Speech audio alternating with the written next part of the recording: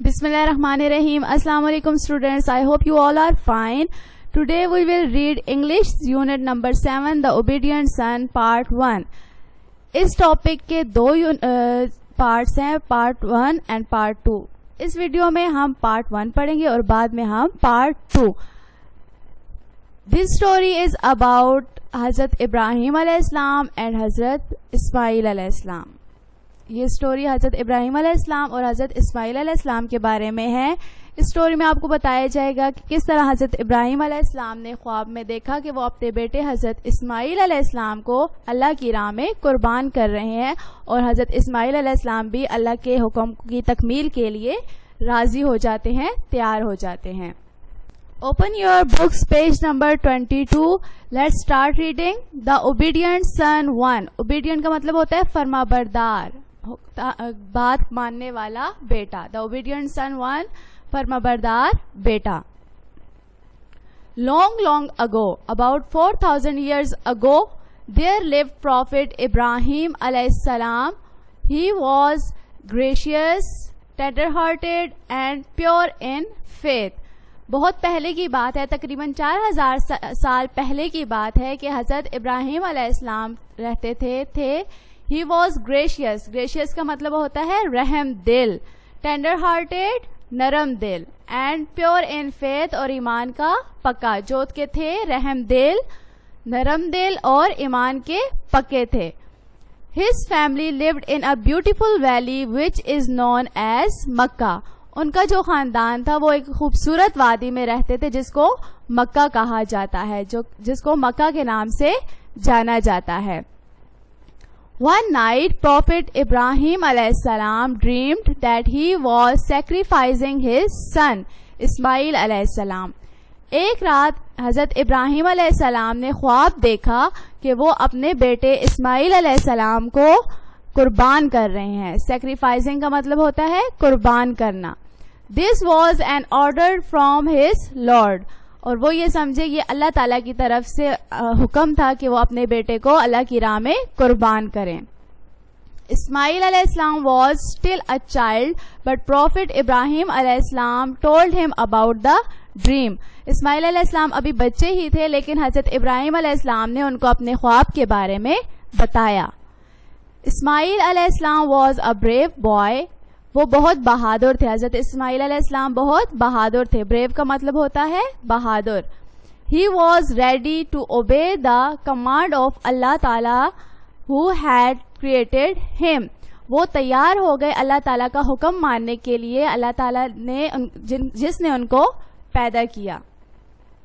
So without hesitating he said, O my dear father, do what you have been ordered to do. You will find me if Allah wills, one of those who bears patiently.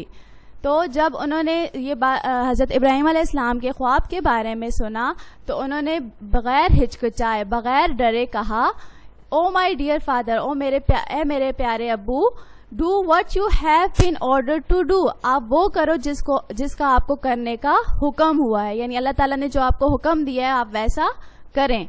You will find me if Allah Wills. अगर अल्लाह ताला ने चाहा, Wills का मतलब होता है चाहा, अगर अल्लाह ताला ने चाहा आप मुझे पाएंगे. One of those who bears patiently, सबर करने वालों में से. अगर अल्लाह ने चाहा तो आप मुझे सबर करने वालों में से पाएंगे. पेशेंटली का मतलब होता है साबिर, यानी सबर करने वाला, बर्दाश्त करने वाला. तो बच्चों इस पेज पे आपको ये बताया गया है कि हजरत इब्राहिम अलैहिस्सलाम ने ख्वाब देखा कि वो अपने बेटे हजरत इस्माइल अलैहिस्सलाम को अल्लाह की राह में कुर्बान कर रहे हैं. तो जब उन्होंने ये ख्वाब देखा तो उन्होंने इसका जिक्र अपने बेटे से किया. वो अभी बच्चे ही थे लेकिन बहुत बहादुर थे. वो तैयार हो गए और उन्होंने ये कहा अपने अब्बू से, फादर से, कि आपको अल्लाह ताला ने जैसा करने का हुक्म दिया है आप बिल्कुल वैसे ही करें. अगर अल्लाह ने चाहा तो आप मुझे सब्र करने वालों में से पाएंगे. इस पेज पे कुछ मुश्किल वर्ड्स हैं जिनके मीनिंग्स आपके लिए लिखे गए हैं. First word is obedient. Obedient means फर्मा बरदार. ग्रेशियस, रहम दिल. टेंडर हार्टेड, नरम दिल. प्योर इन फेथ, ईमान का पक्का. वैली मीन्स वादी. ड्रीम्ड, ख्वाब देखा. ऑर्डर, हुक्म. hesitating, ہچکچانا یعنی بنا ڈرے بنا ہچکچائے انہوں نے کہا کہ اللہ تعالیٰ نے جو حکم دیا ہے اس کو پورا کریں. اب اگلے پیج پر ہے ابراہیم علیہ السلام took his son away to slaughter him. slaughter means قربان کرنا. تو جب حضرت اسماعیل علیہ السلام تیار ہو گئے تو حضرت ابراہیم علیہ السلام ان کو قربان کرنے کے لیے لے گئے. slaughter means قربان کرنا.